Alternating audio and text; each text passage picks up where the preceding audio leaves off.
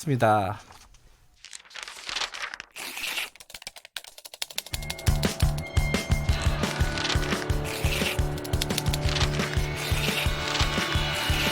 민동기의 저널리즘 M. 네, 한 주간의 언론 보도 중 놓치면 안 되는 기사를 저널리즘의 시선으로 다시 들여다보는 민동기의 저널리즘 M입니다. 오늘 이번 주는 어떤 내용으로 할까요? 홍가희 씨가요. 디지털 조선일보를 대상으로 손해배상 청구 소송을 제기했거든요.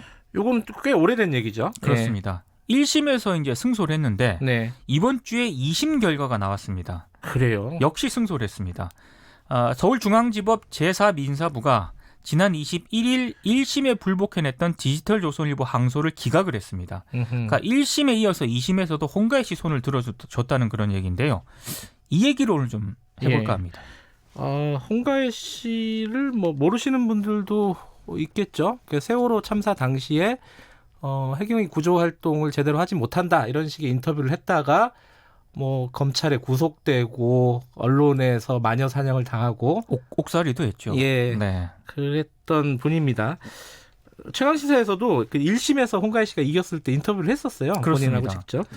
2심은 어떻게 나왔어요? 일단 그 홍가희 씨 손을 들어주긴 했는데요. 네. 보도를 보니까 네. 대한민국 언론 매체에서 딱 두 군데만 보도를 했습니다. 두 군데요? 오마이뉴스와 미디어오늘 딱 두 군데만 그래요? 보도를 하더라고요.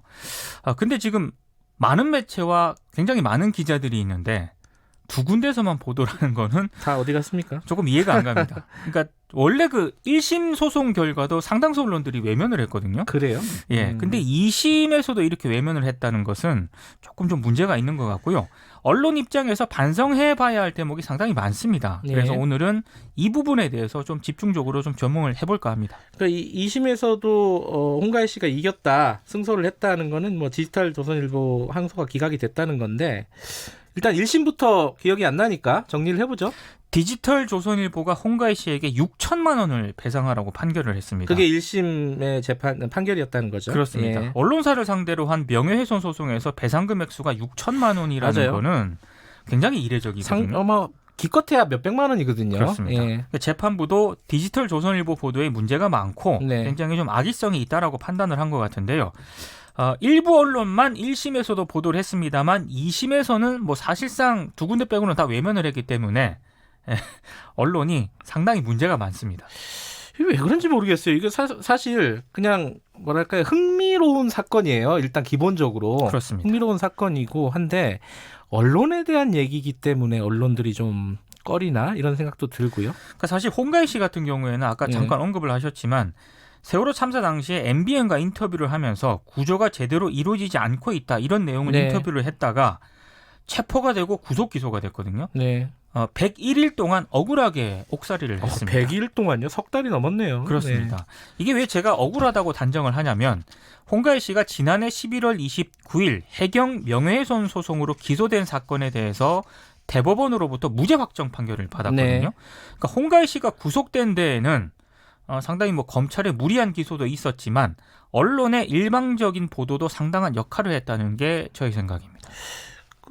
이제 다른 언론사들도 많이 있는데 이 홍가희 씨가 디지털이 아니라 여긴 또 디지털이죠. 틀입니다. 좀 틀. 어려운데 네. 디지털 조선일보에게 어떤 소송을 벌인 거예요? 그러니까 당시 많은 언론들이 홍가희 씨를 향해서 거짓말쟁이다, 허언증 환자다 이렇게 보도를 했거든요. 기억이 나요. 근데 예. 유독 디지털 조선일보가 좀 많이 보도를 했습니다. 그래서 홍가희 씨가 1억 5,500만 원의 손해배상 소송을 제기를 한 건데요. 네. 어떤 내용을 보도를 했냐면은 인터넷 등에 떠도는 소문 등을 바탕으로 홍가희 씨가 걸그룹의 전 멤버 사촌 언니를 사칭했다. 유명 야구 선수들의 여자친구라고 밝히고 가짜 스캔들을 만들었다. 네. 연예부 기자를 사칭했다. 허언증 정신질환자다. 이런 내용의 기사를 디지털 조선일보가 무려 27건이나 보도를 합니다. 근데 이 내용은 모두 허위로 밝혀졌습니다.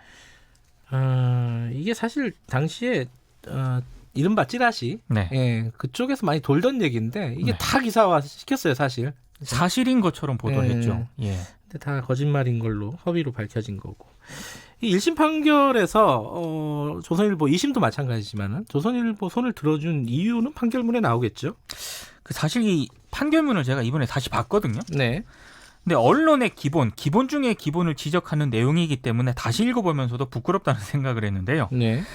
개인의 사생활에 대한 내용을 기사화함에 있어서 그 내용의 진실 여부를 미리 조사 점검해야 하는 것은 언론기관의 기본적 책무다. 네. 이런 점이 판결문에 명시가 되어 있었고요. 예. 근데 조선일보는 공익적 사안보다는 이 원고의 사생활, 원고라고 하면 이게 홍가희 씨를 얘기하는 네. 건데요. 원고의 사생활 관련 소문들과 원고를 거짓말쟁이 허언증 환자라고 무차별적으로 보도했다라는 부분도 있습니다. 그러면서 조선일보 보도에는 이 같은 주장을 인정할 증거가 전혀 없다라고 지적을 했는데요. 그러니까 재판부의 판결 내용을 한마디로 간단하게 설명을 하면 조선일보의 홍가희 씨 보도가 언론 보도의 원칙과 기준을 하나도 제대로 지키지 않았다. 네. 이 점을 지적을 한 겁니다. 6천만 원이라는 이 손해배상 판결이 나온 것도 네. 이 이유 때문이지 않을까 싶습니다. 2심은 뭐 1심의 연장선이니까요. 그리고 근데 2심 판결이 끝나고 나서 뭐 취재한 언론들은 많지 않지만은 홍가희 씨가 언론에게 어떤 소감을 밝혔나요? 오마이뉴스가 유일하게 인터뷰를 했더라고요. 예.